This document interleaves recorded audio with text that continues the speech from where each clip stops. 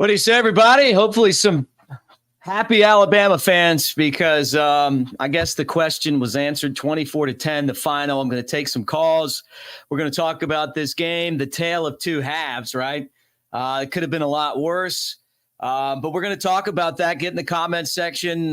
Give us some comments. I see Iceman, you're on. I can't wait to hear what you got to say. I'm going to hear from hopefully a lot of you guys as we talk about this good win for Alabama, 24-10. I mean, a game that didn't look like it was going their way in the first half, and they came back. So before we do anything else, let me also welcome everyone that's here for the first time. This is the Bama Tailgate YouTube channel, and love having all you guys here. Make sure that you like and subscribe to be part of what we're doing.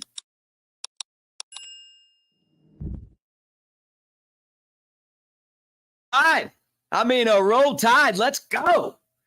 Everybody wanted to talk about, Lane Kiffin and what was going to happen to Alabama and, how this thing wasn't going to go Alabama's way. I saved a couple of these. And look, I love your comments. And this isn't me picking on anybody. I'm not picking on you. I'm not picking on you. I promise you. I'm not picking on you at all.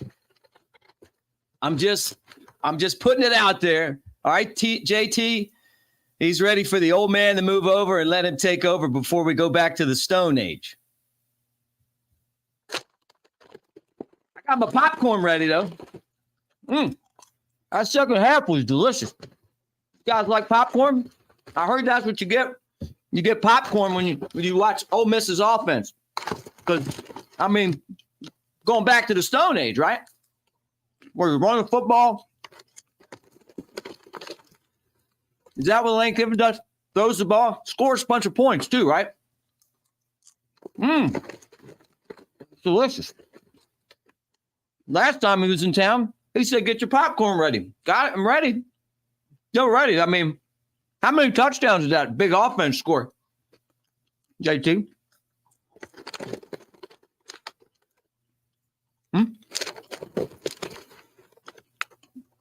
Everybody got their popcorn ready? I just want to sit here and eat popcorn. Okay. Well, go back. Let me throw another one up. Mick, have you a drink? Kiffin is the future. That's from James Thompson. Okay, James, I'll do that. Have me a drink right now. Roll Tide. Yingling Lager, by the way. Cheryl Yingling went to Alabama. She puts a little bit of Crimson Love in each one of these cans. So I'm going to have a drink.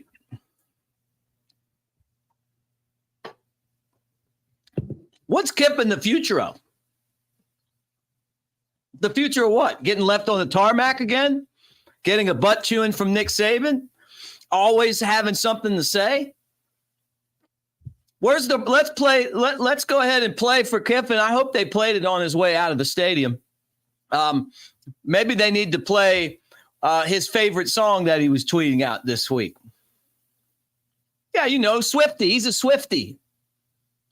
Hey, if the dynasty's over, it's not because of him.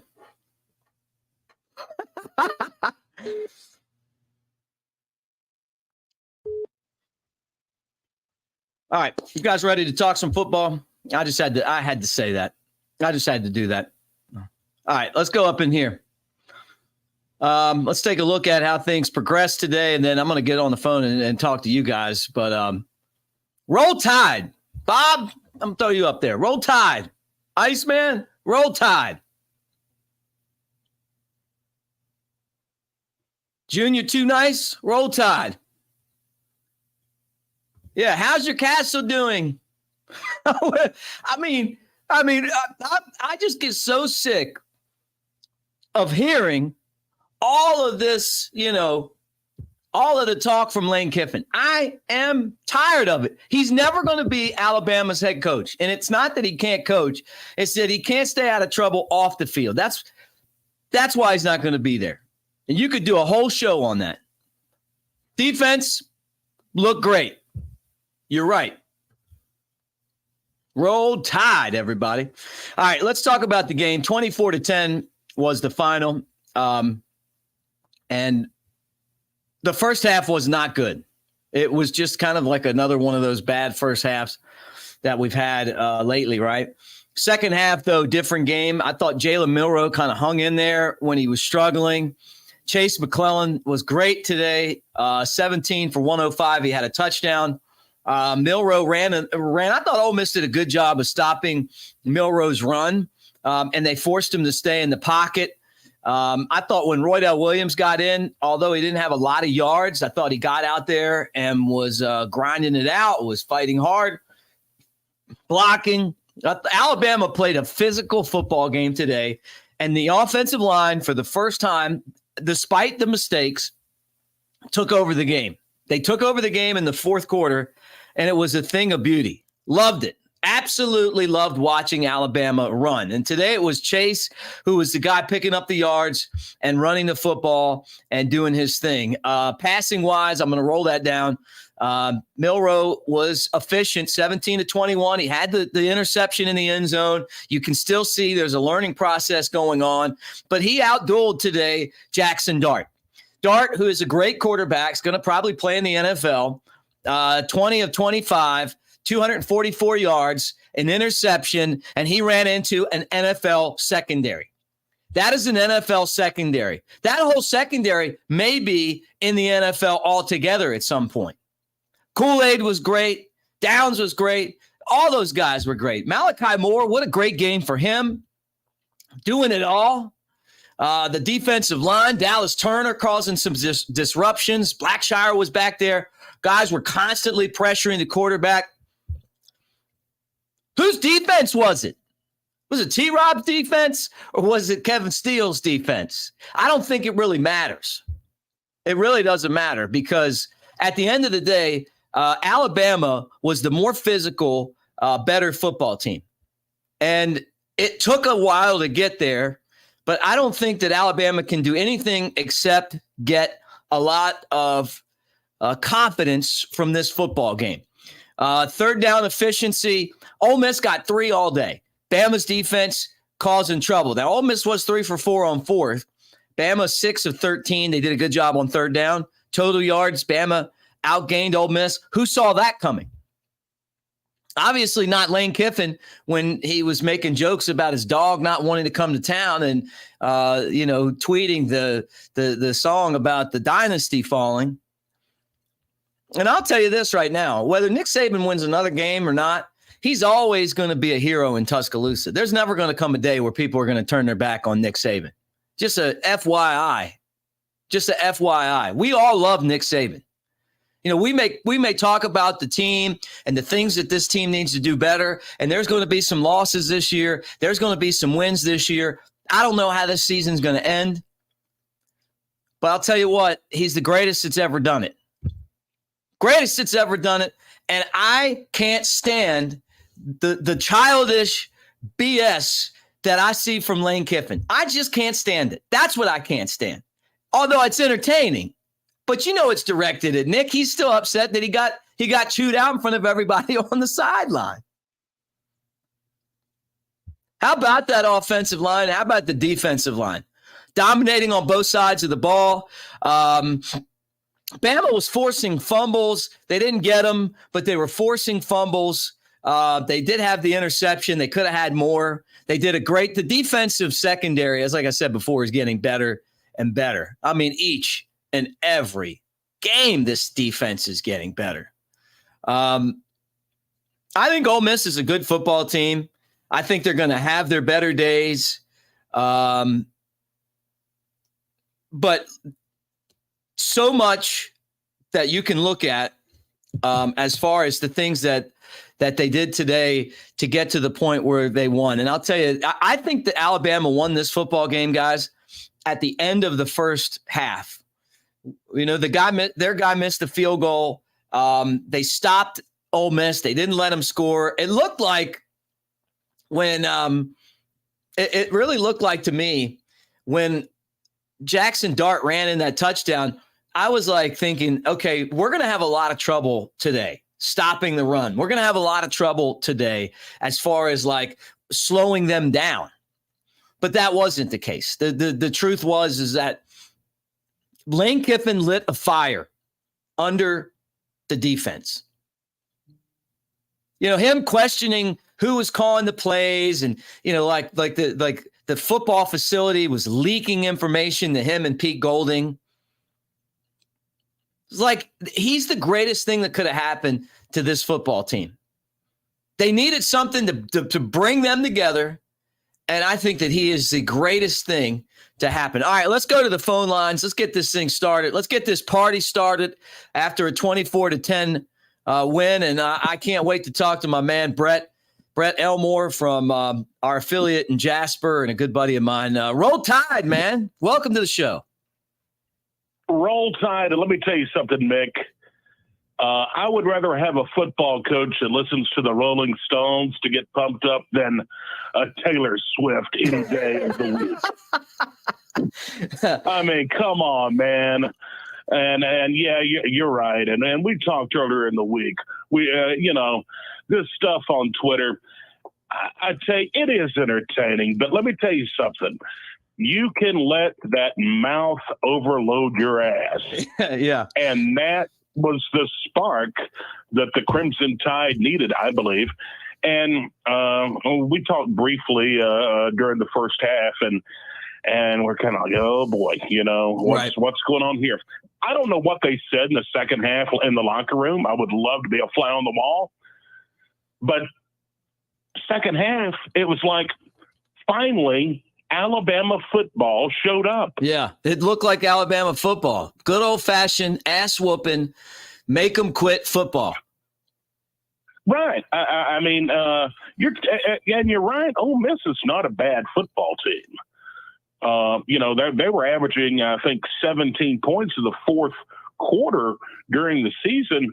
They got the touchdown early, and then basically they were stopped. Yeah. Can you believe it, though? I mean, like coming into this game, Brett, I mean, all we heard about, first off, the trolling by Lane Kiffin to me is just, it's just so under the head coaching position, particularly for a guy who was an Oakland Raiders coach and pissed everyone off so bad there that the owner got on TV and read a statement about what a bad person he was. Then he was USC head coach, and they hated him so much they fired him on the tarmac.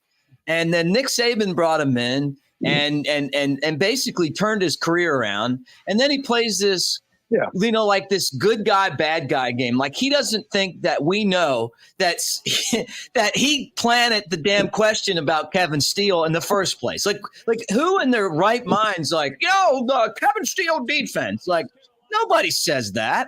That's not how people talk. They might ask about Pete Golding because he coached at Alabama. But, I mean, and it was a setup from the beginning. Oh, and I just noticed that, you know what? I think it's T-Rob, Tavarius Robinson's calling the plays. Honestly, I shouldn't be coming down on him, Brett, because it's the best thing that happened to Alabama. He lit the fire. I don't care if it's T-Rob or Kevin Steele calling the plays. Whoever called them today did a wonderful job. I mean, just look at the stats. Just look at the stats. And, we outgained them 356 to 301. The net rushing yardage, 131 to 56. The red zone attempts. Ole Miss was only 2 for 4. Alabama was 4 for 5. I know. Hey, listen, I'm going to put this question up. Go ahead, Brett. Finish your thought. We had that blow up there when we had the ball at the 1 yard line. That was frustrating. Oh, it sucked. But luckily for Ole Miss, this could have been a whole lot worse. Yeah. Look, this could have been a Barry, Walker County, backwoods, behind the shed ass whooping. Right? I mean, this could have been bad. Why you got to bring up that Walker County backwood ass? Because you know about those. You know how we do it here. I know how you do it. That's right. Or maybe like a lot of people disappear down there and we never see them again. All right, look, let me get you. You know that, Brett. Let me get you. Is this a true crime podcast that I'm on now? It should be. The crime was watching Ole Miss's offense get ripped apart. All right, great. This was a great message here from Zachary. He says, if Ty Simpson doesn't play another down, that 2-point conversion was freaking huge. If he doesn't convert that, the crowd might have quieted. I agree. Look, I thought that was big because you just want to make the math a little harder for Kiffin. You kick the extra point, and then all of a sudden they that's just another point that they can make it with, they can beat you with, and it's like by making it 10, now it's a touchdown and a field goal. Right, exactly. And the TV commentators, they made it kind of a little. Well, they were terrible. But anyway, they made a big deal out of that, and I was thinking, no, I mean, go for 2. We got them where we want them right here. We got the momentum. We're at home. The crowd's into it. And yeah, I think it was huge. I think that was huge. There were several points in the ball game that were huge. It got the crowd and got the team really fired up. And I really like what I saw today. It's going to be interesting going to Mississippi State next week, but I like where we are right now. I mean, come on, everybody wants to play armchair quarterback and try to. I've gotten so many coaches on my Facebook feed who's never played a down of football in their life. Look, we lost to the 3rd-ranked team in the country. Texas is good. Yeah, they are. Okay. And they're probably going to win again tonight. I think they got Baylor at 6:30. That's a good football team. Yeah, we've been a little iffy. I'll agree with that. Right. But still, we're still Alabama. Yeah. And guess what? We only have one loss of the season, and there's a lot of teams that would really, at this point, love to just only have one loss on the season. Oh, dude, you're so right. Well, any final thoughts before I go to the phones? And great to hear from you, my friend. Oh, great to hear from you. I just want to say the Colorado Buffaloes, welcome to prime time, my friend, because you're playing big boy football and you just got your ass handed to you by Oregon 42-6. Oh, great way to get out of here. Roll Tide, Brett. Roll Tide, my friend. We'll talk to you again next week. That's Brett Elmore from Jasper, Alabama. I'm going right back to the phones because I know you guys want to talk about this game. Who's this and where you calling from? Hey, Mick, it's Ice Man. Ice, baby. What's up, brother? What'd you think? Hey, man, I'm really liking this defense. I'm telling you, man, they look elite. I think I said that around the time when we lost to Texas, that this defense looks elite, or they have the potential to be elite. They created so many turnovers, and they really only capitalized on that one interception. But, man, did they look good today. Well, I got to hear your thoughts. By the way, Drinko choice today, Yingling Flight.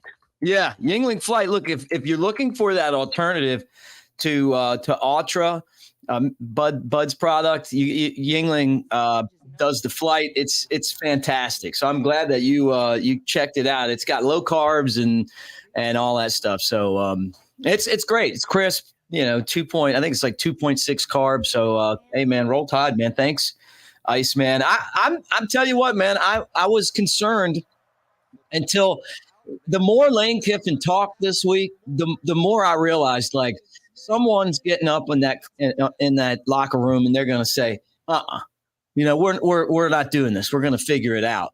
I thought Jalen Milroe played with poise. He took a big hit on that touchdown pass, but it was a great pass. Oh, yeah. He's still learning. Obviously the interception was bad. The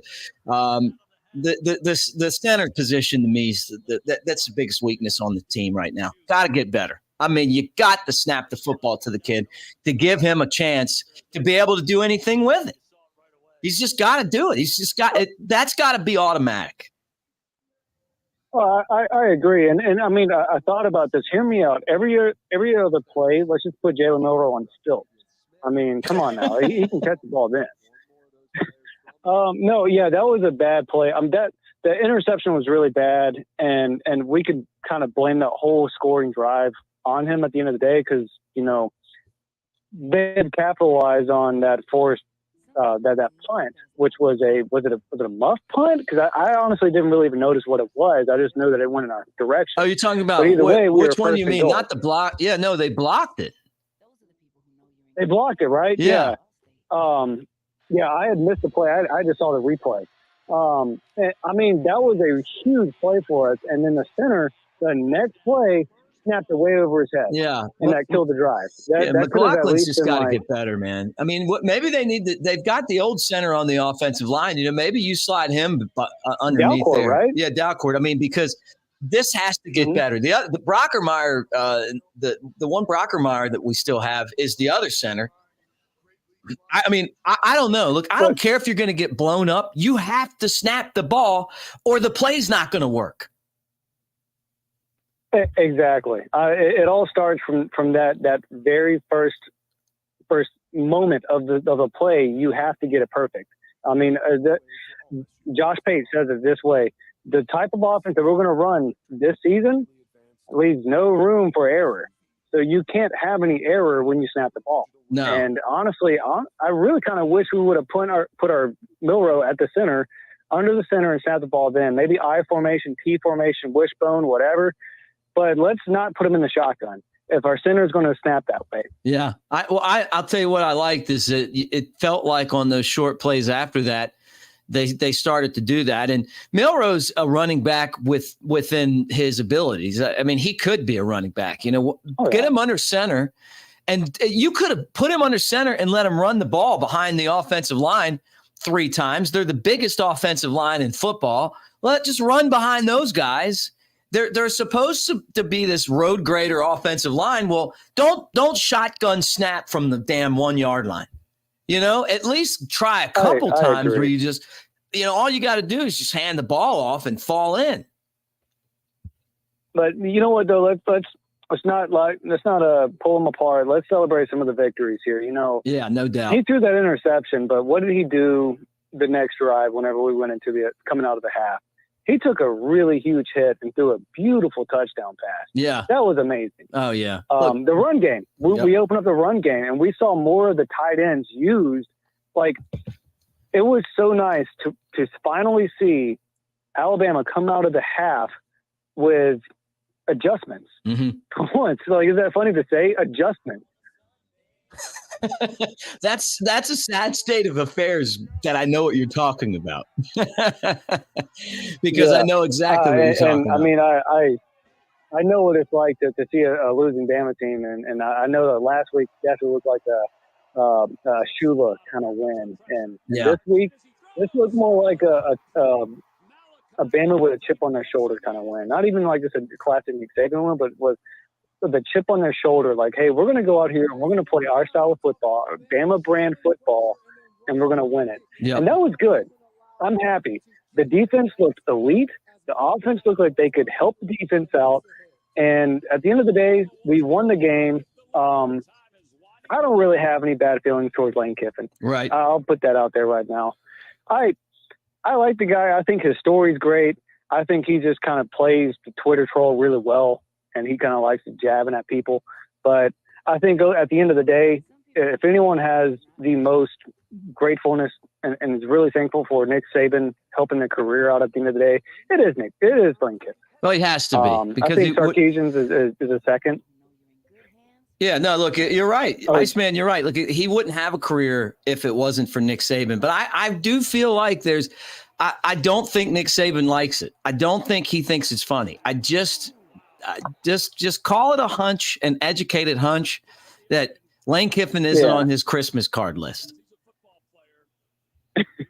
I can imagine he probably doesn't like it. I mean, I don't really think Nick Saban's the kind of person that you want to go and joke around. You just want to let him joke around you first. Yeah. Yeah. So I totally get that.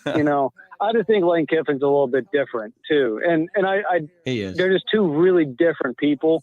So I don't really hold any ill feelings towards him. Like if I hold any ill feelings towards anyone, it's Jimbo Fisher. Yeah, right. I don't like the way that he attacked Nick Saban's character on the offseason like that a couple years ago.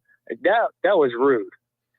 So I won't really be upset about Lane Kiffin. I think that honestly he's doing a really good job. And we don't talk about the losers, we talk about the winners, right? Yeah, that's true. I think overall, Bama looks fantastic today. This Bama team can actually win a national championship.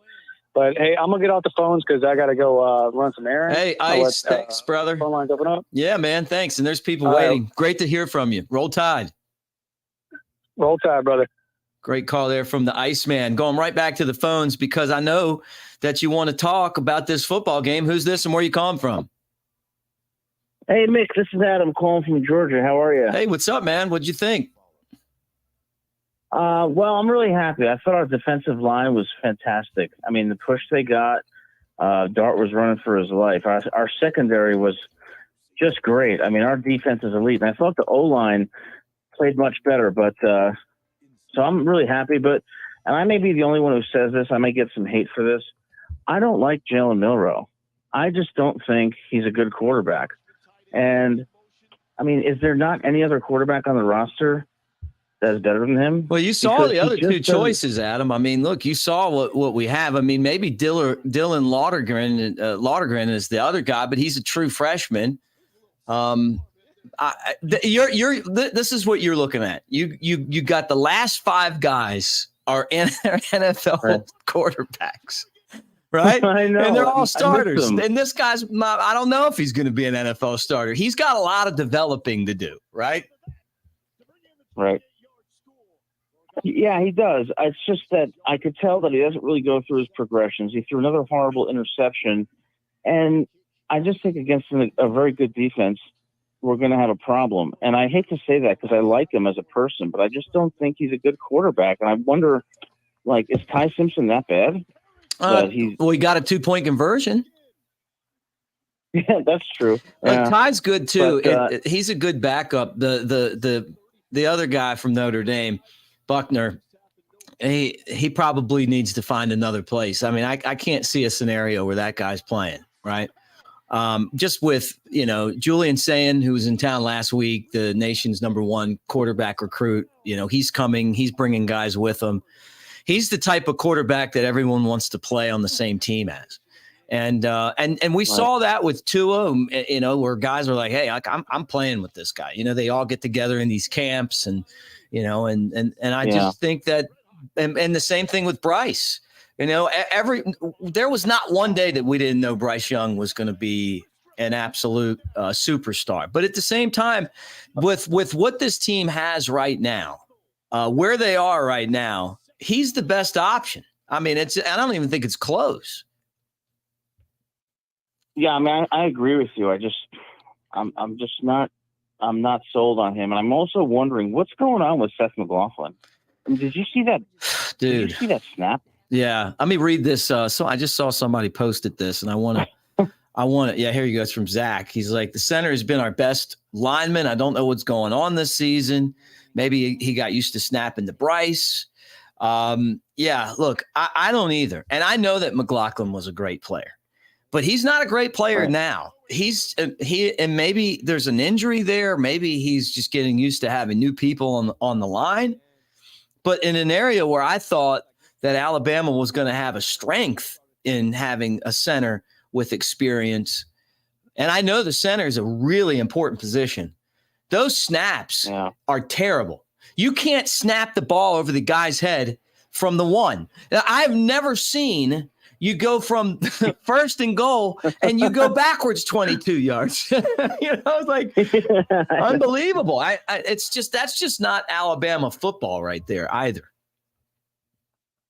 Yeah, I agree with you, but I'll tell you, ultimately, I'm really happy with today. I'm proud of the team, especially the defense. So roll Tide. Let's hope we keep winning.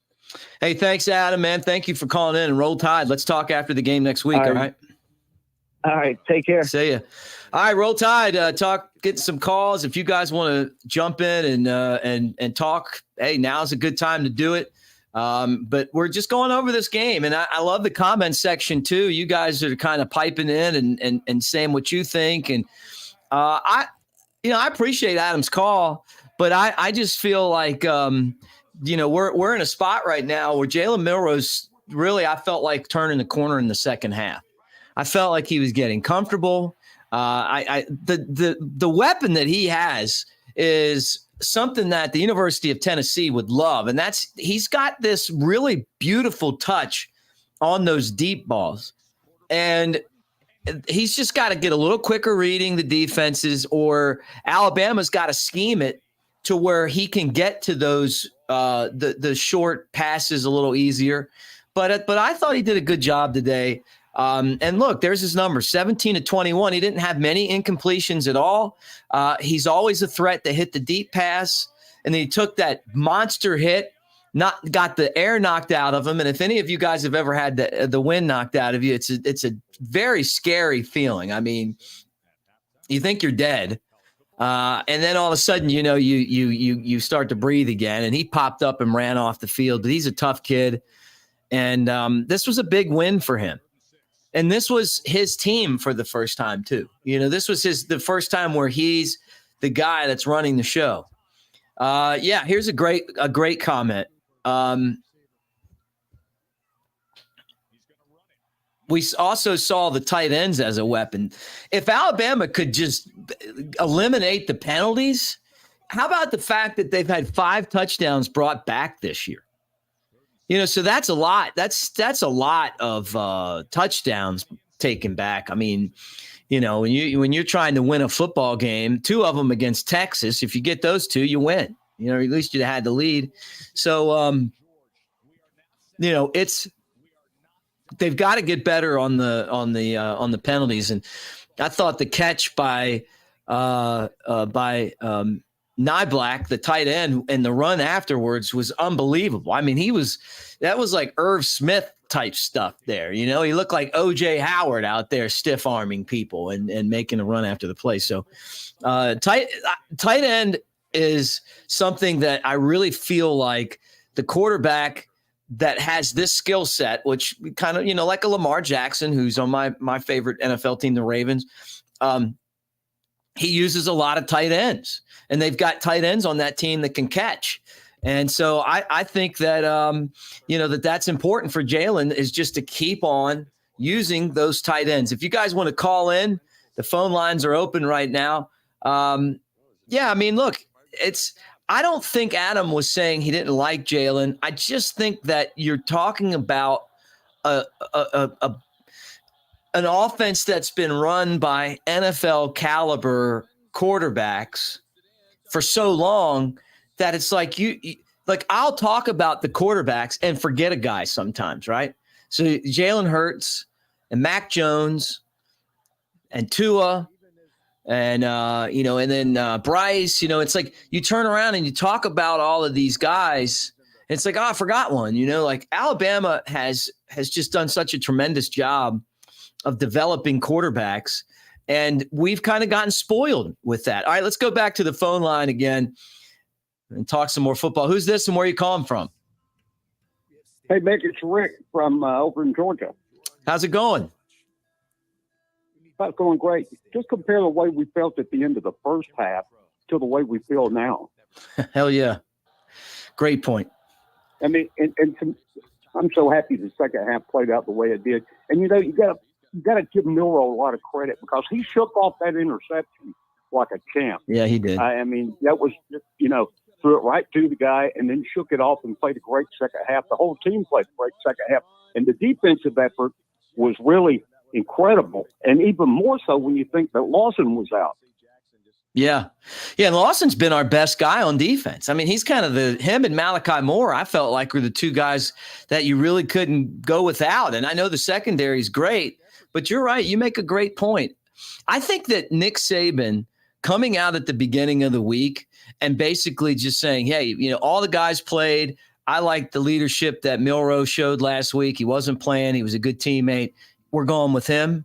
And then when you make a mistake like that, you're not looking over your shoulder. You're just like, well, damn, I got to do a better job next time. And I thought he did a really good job of that. But he was also picked up by a ferocious Alabama defense. Yeah, and the thing about it, too, Jalen Hale coming out and playing the way he did, it was great to see him get on the field. Yeah, it was. It was. What were you most excited about today in this football game? The second half, the defensive effort. And if you want to look at it this way, the defense, okay, take away the last 10 minutes of the Texas game and look at the way the defense has played. They're only averaging, if you take the Texas game out of the equation, they're averaging giving up 6 points a game. So the last 10 minutes against Texas, I think the defense was tired. I think the defense is excellent, been in great shape all year. We don't see the mistakes we saw last year. And you know, for Terrion Arnold, he was gotten on so bad last year. He's having a good season. He's having a great season, matter of fact. And with him at corner and Kool-Aid at the other, I'm going to tell you, I'm pretty encouraged. This second half is exactly what we needed. Yeah. I hope that going into this game against Mississippi State, which I think is the perfect time for a game like this, because you get the opportunity to build on what we saw today. The schedule is about to get really tough. Our friends from down in Lee County got a good old-fashioned Walker County behind the shed butt whooping today. And Texas A&M, and we got to go there and play soon, you know. So I think that going over and playing this Mississippi State team that, you know, I think Alabama should have I don't want to say an easy time with, but they should win, gives, I think, Jalen another opportunity to keep on growing. Yeah, people got to understand this too, Nick, that Nick, every game this year is going to be, we're going to have a lot of nail biters. Right. So, you know, get used to it. There's no more showing up and just, you know, naming our score and blowing people off the field. Yeah. But I was really proud of the offensive line today because they've been non-existent all year. And I don't know what he's. No, go ahead. Sorry, Rick. Just keep going. I'm listening. Did I lose you? Rick, you there? Oh, I think I lost you.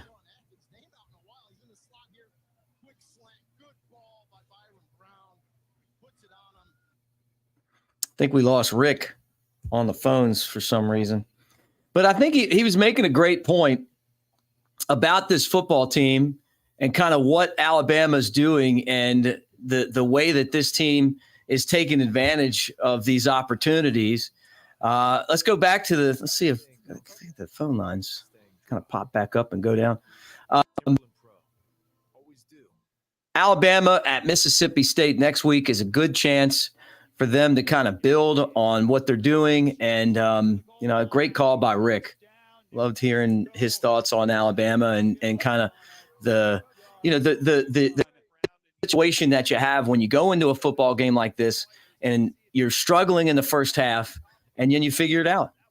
But taking on Georgia next week's going to be Mississippi State next week's going to be one of those opportunities where, you know, Alabama will be able to kind of pick up right where they left off, and a different set of challenges. But at the same time, I don't feel like it's the type of challenge that Alabama isn't going to be able to rise up to. The issue is that the schedule, and I'm going to pull the schedule up here in a second so that you guys and I can all look at it together. The problem is that this schedule's tough. You know, this isn't the Georgia schedule for this year. You know, you're talking about a really difficult Alabama schedule that doesn't give you a whole lot of easy weeks. And, you know, no offense to Mississippi State, but they're one of the easier games on the schedule. You know, and I know that I think they're playing later tonight, right, against South Carolina. I'm curious to see, you know, kind of how that program, you know, progresses. But I was surprised that after Mike Leach died, that when the coach took over, he got rid of a lot of the stuff that Mike Leach did. And maybe it was because I think his name's Dave. I forget his last name. Anyway, you know who I'm talking about. Maybe it's because isn't able to run that same type of offense. But for Alabama, you got Mississippi State. I think that's a game you got to win. then at Texas A&M. That's going to be a tough game. Arkansas lost to BYU. We'll see if they're able to bounce back. Some of the magic that they had a couple of years ago doesn't seem to be there anymore. And then at home against Tennessee, that's one that, I think Alabama's going to be ready for that. They were making Christmas ornaments of the score. It's like on the Christmas tree. Hey, we beat Alabama 52-49. Like that. They threw the goalposts in the Tennessee River. That was one of the toughest losses last year. And I think Alabama's going to be up to that challenge. Then LSU comes in, and LSU's good. And they've always had kind of like this Alabama, the success against Alabama at home for some reason. And so, you're looking at that. And then from there, you got at Kentucky, could be a tough game. I think to take care of business there at UTC. And then, a year where you got a lot of things going your way against Auburn, but it doesn't necessarily mean that you're going to win. It just means that you got a lot of things going your way against Auburn. This is an Auburn team that doesn't really have the type of talent that Alabama has, but for whatever reason, they always seem to play their best against the Crimson Tide. So, those are the things that we're kind of looking at right now on the schedule. And, this win is a big one because it was just a 7-point spread. And I don't think a lot of people, I don't know. I just feel like there was just this, this feeling that, this was going to be a year where Alabama wasn't able to win. And that if Kiffin would have won the football game today, think about the talking that would have gone on. Paul Feinbaum was saying that he thought that if Alabama lost, that they would run Nick Saban right out of town. And I don't know that they would have ran Saban out of town. And I said this before, Saban's always going to be someone that is beloved in Tuscaloosa. But at the same time, there would have been a lot of question marks as to what this program looked like moving forward. And, we're in a landscape right now where football is changing because of NIL and all of that stuff. And so Alabama's going to have to figure out exactly how they're going to compete in this, this new world where you got to go out there and get NIL, and it's not about developing as much anymore. Trying to just put, good, like go out and get a good quarterback. Well, how do you do that? Well, there's one at Wake Forest and his name's Sam Hartman, and, we'll find $3 or $4 million in NIL and he'll come to town. So, that's kind of the situation with where football is right now. And, as you guys know, it's changing and there's a lot more parity. And I thought Nick Saban made a good point about that as well, earlier this week, on his show. He was just talking about the amount of parity there is. So, but look, if you guys want to talk about this game, I know there's some other games coming up. You may want to jump off and kind of catch some of the other action. Coach Prime took one on the chin today. My buddy LT at the next round, he was so antsy about taking Oregon. And of course, on the tailgate show, I took Coach Prime in the 21 points. I'm like, I lost 2 games already today. And if Notre Dame loses or doesn't cover the spread, I'm an awful, unbelievable 1-11 on my pick segment on the show on Friday, which is an all-time worst for me. So nothing. I'm not bragging. I'm doing the opposite of that. I'm just absolutely floored by that. Let me pull up some of your comments too. Adam says A&M is going to be the toughest game.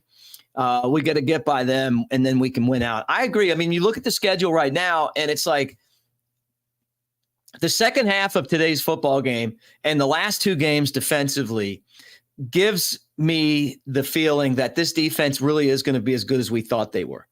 This defense is who we thought they were going to be. And the Texas game, by Tavarius Robinson being the guy on the sideline calling out the plays, I think that has helped Alabama substantially to get the defense to plays called in faster.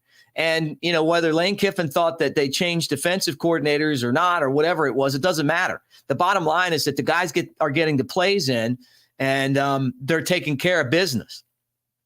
So that game's going to be tough.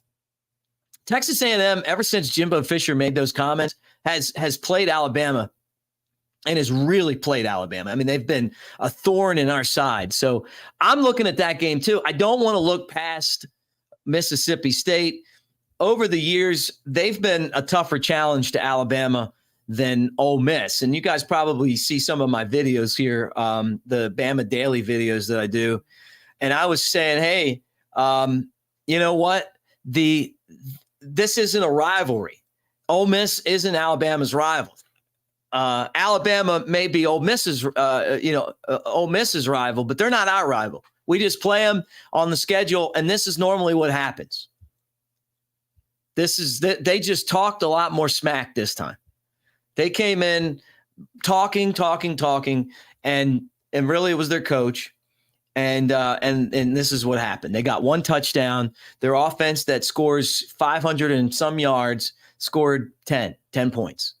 So, and you can't tell me that Pete Golding and Lane Kiffin did not spend hours and hours and hours dreaming about what they were going to do after they came to Tuscaloosa and beat us. And if you're tuned in for the first time, make sure you go back and watch the beginning of the show. This is how I started the show today. Just like this. Eating some popcorn. Because last time he was in town, he said, grab your popcorn. I did. I grabbed it, and I enjoyed watching that defense. It's amazing. And in this day and age, good defense isn't supposed to beat good offense. They've geared every single rule to make it easier on offense than defense.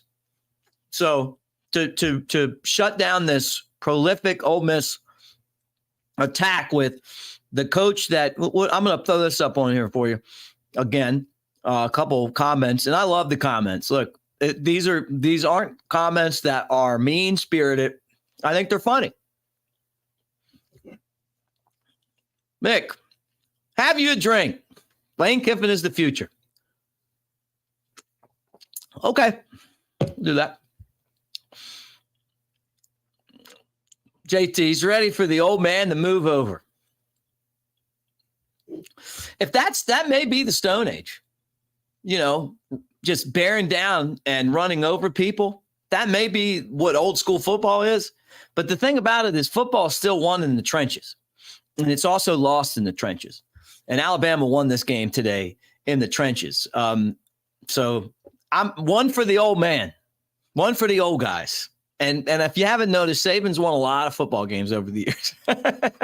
So good for him. I'm not saying, though, and don't get me wrong here, I'm not saying that that Alabama is on top. And for all of you guys, I agree. I agree that there's just a lot more parity. And what I'm wondering is if this eventually isn't going to wipe out if this isn't going to wipe out the high school recruiting. You got Coach Prime saying, hey, why are we going to take high school guys when I can just go look on film at the thousands of guys in the transfer portal and I already know what they bring to the table? But Georgia and Alabama are still sticking by it. So, we'll keep an eye on that as well. I think over the course of time, they have to regulate it somehow. But, we'll see what happens there. There's just a lot more parity, though.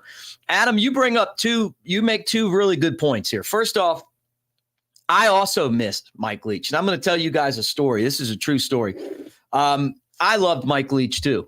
And I love the floor Bama. You guys know I'm there as much as I can. Next Friday, I'll be there recording the Tailgate show in front of a live studio audience. And if you're in Gulf Shores, swing by Friday, 5 to 7. We'll be there recording, and then the show will be on radio today on game day.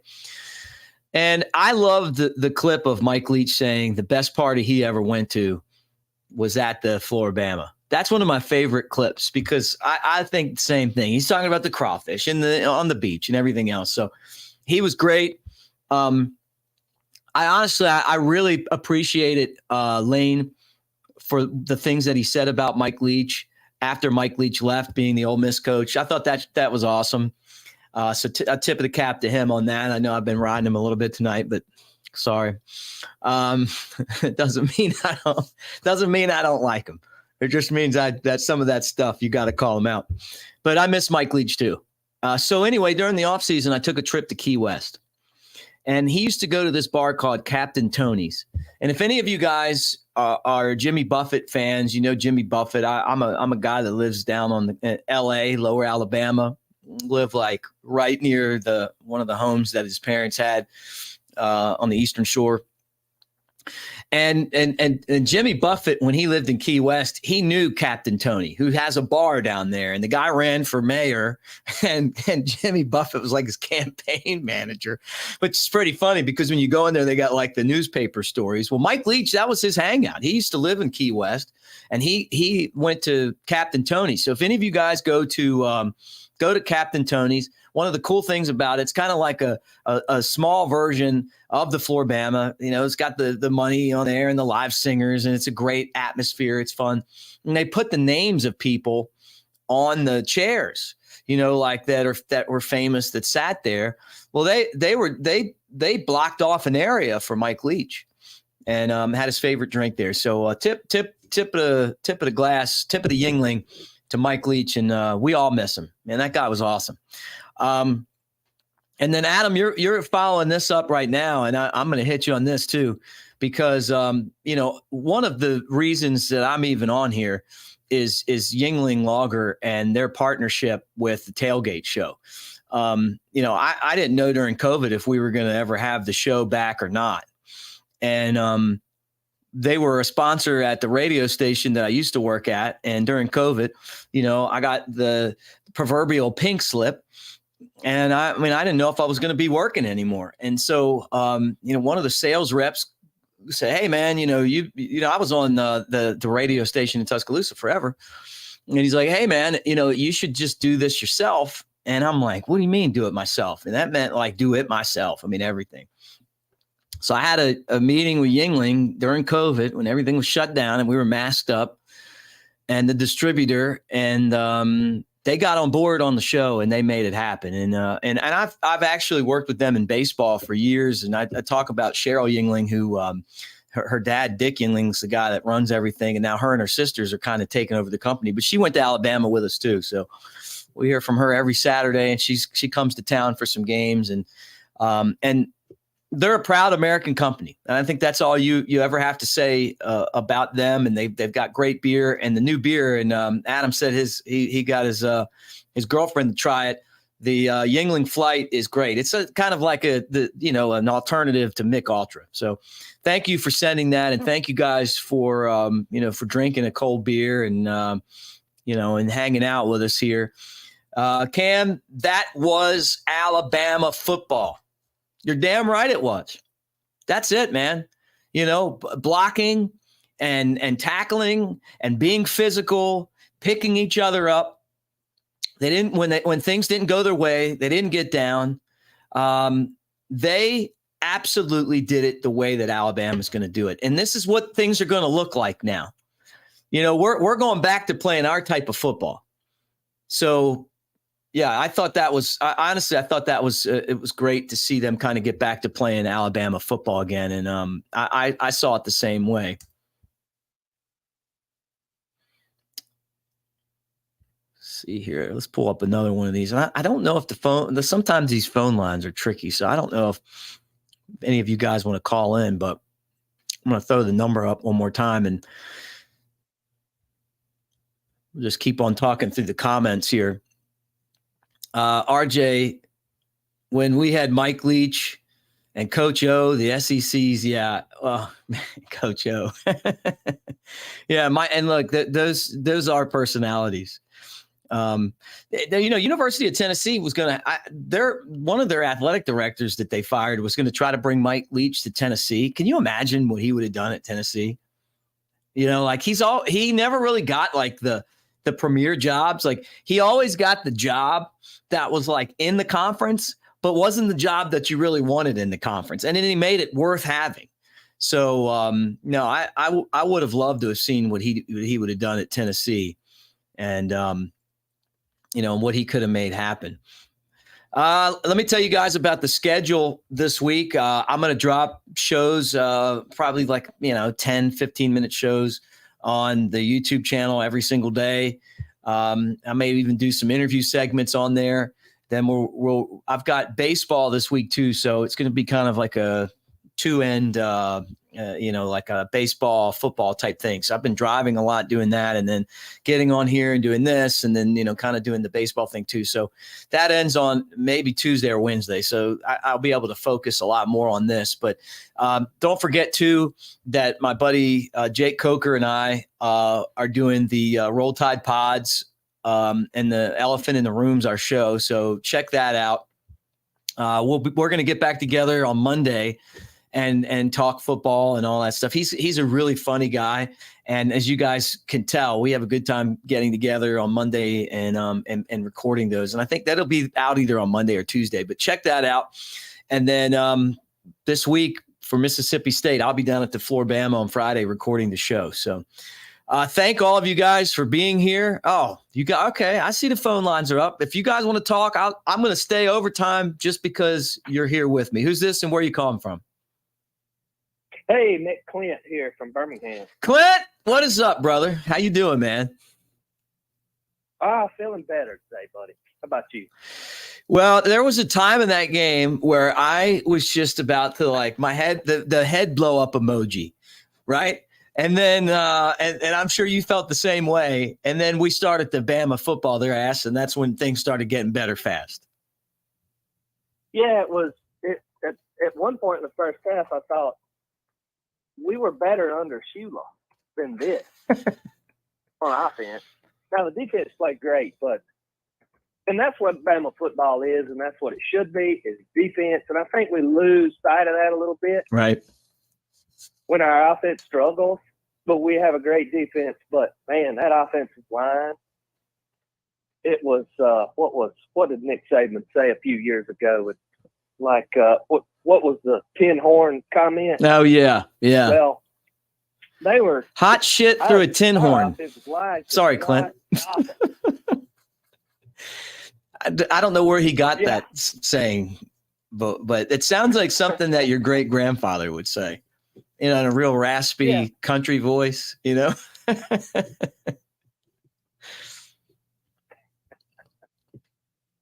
So I noticed I was watching your show a little earlier. We were all sitting around eating dinner, and so you said a minute ago while I was on hold waiting for you to pick up, how about the Smokies? How are they? I thought I saw something about they made the playoffs, and how's all that going? They were in the championship series, so I'm in the booth right now. That's where I'm at.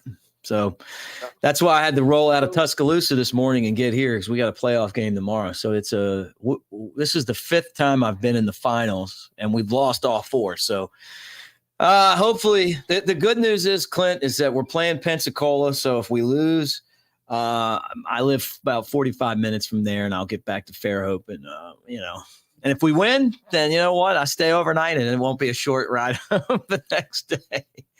But fingers crossed. Yeah.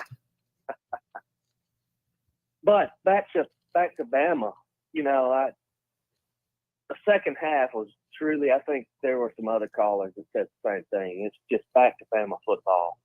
We ran the ball really well in the second half. It looked like we meant business. We were back to just old school. We're gonna take your lunch money and make you like it. Yeah, about time too. Who are you most impressed if we with had today? done that against Texas, we may have won. We had the problem we had with Texas is that we were having communication issues with the defense, which Nick fixed, right? By T-Rob being the guy down on the field, get the calls from upstairs, get them out to the field faster. So he could help out with that. And then the quarterback situation was undecided. And with all of the things that, that went wrong in that Texas game, they only lost by 10. The thing that worried me the most was the way that they got blown over at the line of scrimmage in the fourth quarter. But you know what? A lot of that's different if the tone of the game's different. Right. I agree. Yeah. If you can, when you can run the ball on offense and control the clock, which I think, looking back on it, may have been a game plan against Texas to begin with. Right. But we couldn't run it. Our offensive line hadn't gelled yet. Mm-hmm. And I saw some of that come together today. When you can dictate on the offensive line, the offense is your best defense sometimes. Let's say. Yeah. When you can run that clock and make Ole Miss make mistakes and have to go for it on fourth down, you're going to be ahead of the sticks when you play like that. I love it. I love that type of football. I'm glad we're back to it. That's the way Gene Stallings played it. That's the way we did it 10 years ago. I got to say, I'm just happy with the way we played in the second half. I have I feel a whole lot better about the rest of the season. Yeah. Yeah. Me too, man. Me too. I feel like that, man. Roll Tide. Anything else? No, that's it, buddy. Well, great call. Hope you guys win the championship and have a great ride home. Not far, but hey, that show on Thursday with Coker, you'll know if we won the championship or not. Well, I'll be tuning in. Hey, always great talking to you. Tell your family I said hi and Roll Tide, Clint. We'll talk soon. All right. Great call. Roll Tide. All right, let's go back to the phones again and hear what you guys are thinking right now. Who's this and where are you calling from? Hey, Mick, this is Cam Best. I'm down in Brunswick, Georgia. Hey, what's up, man? Good talking to you. How you been? Good, man. I was at that USF game last Saturday, and I watched this game on TV. Man, I just seen a world of difference, especially after the second half. Now, I was kind of worried at the beginning of the game. And I tell you what I'm worried about is I'm worried about the red zone issue. Yeah. Is when Milroe gets down there, it's like he cannot get in the end zone. He could throw a 60-yard pass, get to the 10-yard line, and it's like, whoop-de-doo, I'm getting sacked, or we're going 3 and out, or we're throwing an interception. And that's not good, especially when we got to play LSU and Texas A&M and Arkansas and Auburn. We can't have those kind of plays. Yeah. Cam, what was the Auburn quarterback that they had? It was like something Marshall. You remember him?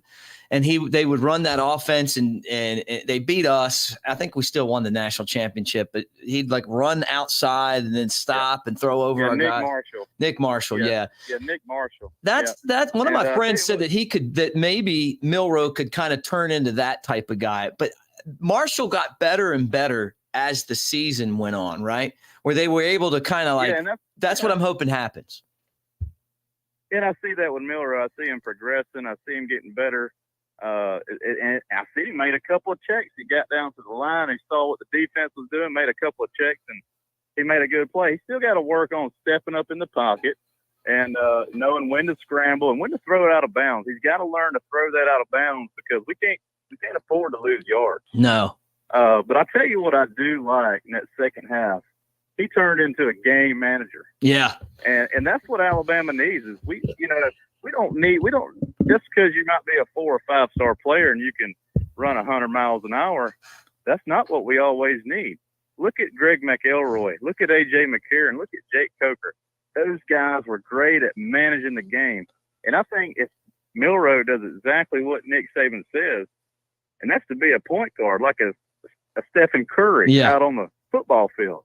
Like, just dish it to your playmakers, let them do the work, and maybe you run for a first down every now and then, and just be a game manager. Because our defense, man, they turned it up a notch. Yeah. Look, I agree. I agree. I thought that, McElroy, certainly game manager, Coker, game manager, won in that. Both of those guys won national championships. And, even at the beginning of what was the guy that came in after McElroy from Mobile? I can see him.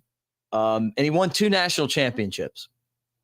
You know who I'm talking about. He was AJ. Yeah. He was even a game manager at the beginning. If you remember, I mean, it was like, hey, just don't turn the football over. And I thought that he made the one bad interception.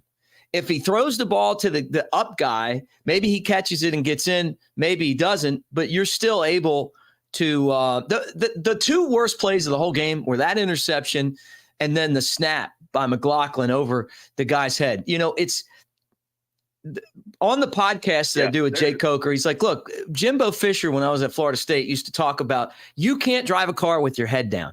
Well, how are you going to quarterback with your head down? And you're still learning the position. So the snaps have got to be perfect for him. Yeah. And I think Milroe's got to be careful about running so much when he doesn't have to. Mm-hmm. And that's what Jalen Hurts done so well, was that he ran when he had to. He threw the ball out of bounds when he had to. I remember he threw the ball out of bounds like 1,000 times, it seemed like. But Milroe, he's taken a lot of hits in this game that he didn't really have to take. Yeah. And right now, it's proof in the pudding. We need Milroe. Yeah. I'm not saying Simpson won't get in there and do something, but hey, he's got to just manage the game. Don't try to be some special Heisman. Just manage the game. Use your legs when you need to. And play Alabama football and play up to the Alabama standard. Well, I thought that today was a good step in that direction. I'll tell you what, Cam, when that first half ended, I thought Alabama was really lucky that they were only down 7-6. And then that second half, when they missed that opportunity, and then all of a sudden it was like kick the field goal. You felt like they should have got a touchdown, but they take the lead. And then it was like from that point on, defense stopped them. We got the ball back and we started playing Alabama football again. And it was just great to see it. It was great to see for the first time this year, just some good old Alabama football. Yeah. As much as I enjoy Lane Kiffin, his offense, I'm glad Nick Saban beat him in this game because he sure did have his team hyped up thinking they were about to come into Bryant-Denny and whoop out the Alabama Crimson Tide. It didn't happen. Can you imagine the post-game conference with Lane? Can you imagine the stuff that he might have said? Well, I would just say, Lane. I say, Lane, how was that rat poison? How did that rat poison taste? It tastes pretty good, buddy. That's what I would say to Lane. I mean, because he's really a smart aleck, and I just say, how did the rat poison taste tonight? Well, he ate his own rat poison, didn't he? That's right. He sure did. Yeah, and he fell into what if I was Lane, what I would have done was I would have just kept my mouth shut and acted, and I would have said, this Alabama, there's no chance we're going to beat these guys. We're just coming in there like Steve Spurrier used to do. You remember Steve Spurrier? Yeah. We don't have a chance against a team like Tennessee. Every player on the team's better than our guys. We're just going in there and seeing if we can just go and maybe we won't embarrass ourselves today. He's full of crap. That Ole Miss offense averaged 540, 50-something yards a game. And to see Alabama do that and not get in some shootout, because, man, we did not need to get in a shootout with Ole Miss. To see them stop that type of offense, explosive, fast-paced offense, especially Lane Kiffin's been at Ole Miss for quite a time. That defense Ole Miss had, if you've seen the roster, they were full of juniors and seniors. Yeah. Versus Alabama, pretty young, sophomore, freshmen. And then I was like, man, there's a lot of potential on that Alabama roster. Yeah. So, hey, man, listen, I think Alabama, if they keep their head down, keep their nose in the dirt and play good and and just play good, solid, sound football, I think we'll be okay at the end of the season, Nick. I hope so, because you know what? I feel like this was a turning point. And, you know, I got a great comment here from Pork Rinds, which is a great name, by the way, and a guy who's eaten many pork rinds in his day is me. But he said the reason why Alabama looked a little better today is because the offensive line stepped up. And if they continue to work, it's going to make Milroe look better. I agree with that. And but I'm telling you, the offensive line coming into this season, Cam, you and I both know the same thing, is that we knew that was the most important position group that this team has. Yeah, it is. And they're one of the youngest position groups. They're full of freshmen on that line, especially that left offensive tackle, 74. Procton, he's a freshman. We really need him to step up and keep that backside block for Milroe, because he doesn't need to take any hard hits. No, But let me tell you something, man. Yeah. Go ahead. No, go ahead. Tell me. No, I was just saying, trying to change it. You know, Alabama being ranked number 13 in the country, I don't necessarily think that's a bad thing. I don't think it is. I think they have room to grow for the rest of the season, to keep proving to themselves they're better. That they can keep getting better and play to that standard, you know, to getting back to that standard, because if you're already at the top, there's no place to go but down. Yeah. So Alabama has plenty of room to work, you know, and hey, listen to me. Georgia ain't what they think they are. You know, number one in the country. I've seen them play 3 games where they flat out were terrible in the first half against FCS schools, you know, and they really didn't do anything till like the third quarter. Right. And I'm thinking, I tell you what, man, they ain't much better than Alabama. No. So, hey, Mick, I'll let you go with that, man, and roll Tide. Hey, Cam, thanks, man. Call back in next week. We'll be on after the game, and Roll Tide right back at you. And thank you to everyone that called in. So next week, how about a 8 o'clock Central, 9 o'clock Eastern kickoff for Mississippi State? So when we get together next week, it's going to be late. I'll be back in my home studio, which will be great. And, you know, we'll talk about this whole game and everything else when I get back at home after the game. And I'm pretty excited about it. And just looking at the schedule again, Texas A&M, that's going to probably be a 2:30 game. In College Station, that's going to be a tough one. Arkansas and Tennessee at home. Can't wait for both of those games. And then a week off, LSU. That'll be a battle. They're a physical football team. At Kentucky, that's actually a game I wouldn't mind going to. I don't know if I'm going to make it there, but I've always wanted to go to a game in Lexington, cool city. Guy that grew up around horse racing, you know, it's big in Lexington. Chattanooga, that's a warm-up game. And look, we already know that's a noon game. and then at Auburn for the Iron Bowl. But, I mean, after the way that Alabama played today, and Pork Ron's right, look, we're not there yet. We're not there yet, but we're getting there. We're looking better. We still got Pork Rind. We still got to work on some stuff. And you know this, and I know this. One of those things is that this team's they've got to quit making the penalties. Plain and simple. The penalties got to stop. You can't, they need to, what is it right now? Like it's five different touchdowns have been taken back because of penalties. We need to get to the end of the year and it be 5 touchdowns taken back from penalties. The offensive line, it's got to get better. It was better. It's got to keep getting better. That's got to be the strength of this team. This has got to be like that year when Johnny Manziel beat Alabama in Tuscaloosa and we kept yelling, run the damn ball. And then we started running the ball. I think Tommy Rees likes running the ball. That's part of what his game plan is, running the football. So for us, we just have to have the offensive line where we're running it and we know we're running it and we're still going to run right over your asses with it. And we did that today. In that fourth quarter, we did that. Milroe's got to get better reading. Obviously, just game manage. You don't have to make a big play. He can and he will, but just play the short, smart game and don't get us out of it with bad turnovers. We win the turnover battle. We're going to win the football game. They also had an interception today. They fumbled. We just didn't get them. We could have gotten them. We got to kick the ball in bounds. But I'm not complaining at all about our kicker. Reichert's about as good as we've ever had. So I love it that when he gets out there to kick a field goal. Normally it goes right up through the middle. So Pork Rind knows that. I know that. You guys know that as well. We got to keep doing that. And we got to play with this type of intensity, plain and simple. And I really think that part of the fire was lit by the players. It's up to the players. Honestly, this isn't the same Nick Saban that showed up in 2007. He doesn't have the same.